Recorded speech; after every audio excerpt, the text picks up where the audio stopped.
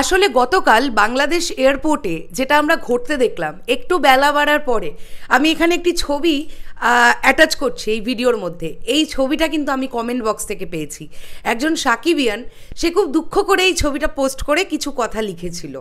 তো এক্স্যাক্টলি সে তার লেখা কথাগুলোর মধ্যে এরকম একটা আভাস আমি পেয়েছিলাম, আমার যতদূর মনে পড়ছে, যে প্রচুর চ্যানেল, প্রচুর গণমাধ্যমকারী বন্ধুরা সাকিব ভাইয়ার জন্য অপেক্ষা করছিল এবং তারা লিটারালি ক্যামেরা সব নিয়ে সেখানে মোটামুটি জমায়েত বাঁধিয়ে দিয়েছিল।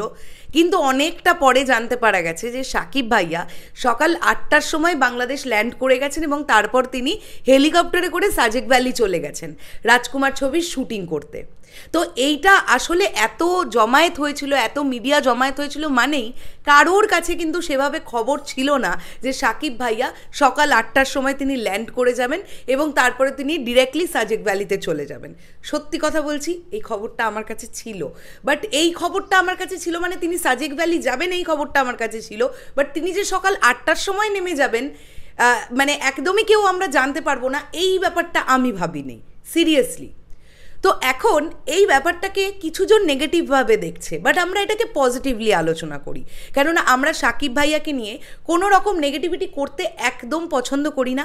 এবং আমার মনে হয় যারা সাকিবিয়ান তারা, হ্যাঁ, তাদের একটুখানি অভিমান হবে, তাদের একটুখানি দুঃখ হবে, কিন্তু তারা যখন এটা ভাববে যে এই মানুষটা একটা সেকেন্ড ওয়েট না করে তিনি কিন্তু তার কাজে চলে গেছেন। কেন গেছেন? ছবি কেন তৈরি করছেন? দর্শকদের ভালো লাগার জন্যে, সাকিবিয়ানদের ভালো লাগার জন্যে তিনি মানে ছবি করছেন এবং তিনি করে যাবেন। আপামর জনসাধারণকে তিনি বিনোদন দিতে চাইছেন, এই জন্য কিন্তু তিনি 16-17 ঘন্টা ফ্লাইটে জার্নি করে এসেও একটা মুহূর্তও তিনি অপেক্ষা করেননি। তো আমরা এটাকে একটু পজিটিভলি আলোচনা করি, নেগেটিভিটি করে কি হবে? সামনে রোজার ঈদ আসছে, রাজকুমার রিলিজ হবে, মানুষ সব ভুলে যাবে। একটা ভালো সিনেমার পরে আর কোনো কথা থাকতে পারে না, তাই না? তো দেখো এইখানে যে ছবিটা আমি অ্যাটাচ করেছি, এখানে কতগুলো ক্যামেরা তোমরা দেখতে পাচ্ছ এবং নানান মিডিয়া চ্যানেল তারা কিন্তু এসে অপেক্ষা করছিল।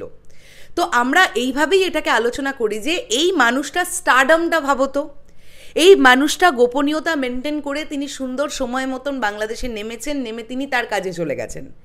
মাঝখান থেকে গণমাধ্যমকারী বন্ধুরা কেউ জানে না, কোনো চ্যানেল জানে না যে তিনি ফিরে গেছেন, তিনি সাজেক ভ্যালিতে চলে গেছেন ইত্যাদি ইত্যাদি। তারা কিন্তু এই আভাস, মানে কানে কানে যে খবর রটেছিল সকাল 10টা নাগাদ সাকিব ভাইয়া বাংলাদেশ ল্যান্ড করবেন, তারা কিন্তু ঠিক সময় মতনই তাদের ক্যামেরা ইত্যাদি ইত্যাদি সমস্ত কিছু নিয়ে তারা কিন্তু পৌঁছে গিয়েছিল।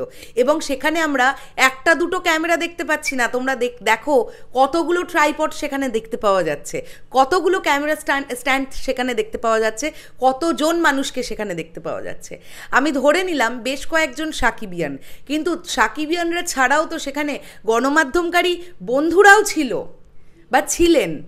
তারা কিন্তু অপেক্ষা করছিলেন যে সাকিব ভাইয়াকে একবার তারা তাদের ক্যামেরার ফ্রেমবন্দি করবেন এবং তারপরে তাদের এই নিউজটা প্রচুর ভিউজ হবে এবং প্রচুর নাম করবে, চ্যানেলটার আরেকটু গ্রোথ হবে, এইভাবেই সকলে ভাবে।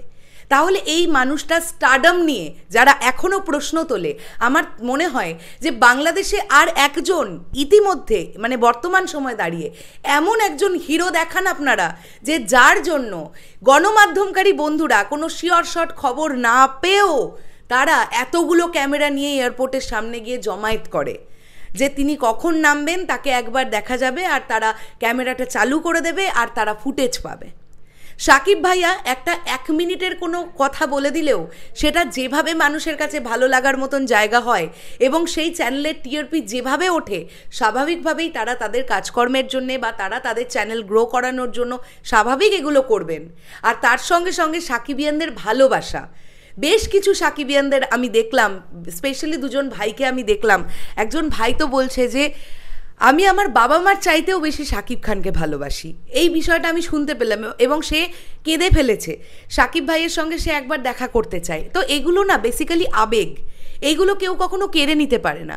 সাকিব ভাইয়া কিন্তু তার জায়গা থেকে একদম ঠিক, তার সময় দেওয়া ছিল, তিনি সময় মতন নেমেছেন, নেমে তিনি হেলিকপ্টারে করে চলে গেছেন। তিনি কি করবেন? তার তো কিছু করার নেই।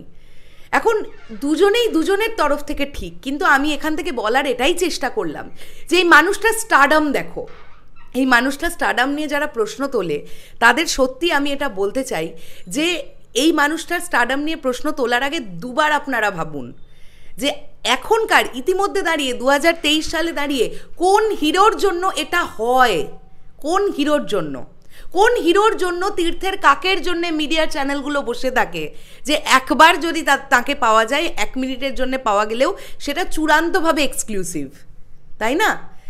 তো আজকে সাকিব ভাইয়া এমনি এমনি সাকিব ভাইয়া হননি। আর আজকে এই যে কজন সাকিবিয়ানদের মনে একটু দুঃখ লেগেছে তারা রাজকুমার, দরদা, তুফান দেখার পরে সব ভুলে যাবে, কেননা সাকিব ভাইয়া আবার বাইরে যাবেন, আবার তিনি ফিরবেন কোনো না কোনো দিন। মিডিয়ার বন্ধুদের সঙ্গেও সাকিব ভাইয়ার দেখা হবে, আবার সাকিবিয়ানদের সঙ্গেও সাকিব ভাইয়ার দেখা হবে। একটু অপেক্ষা করে যাই না আমরা।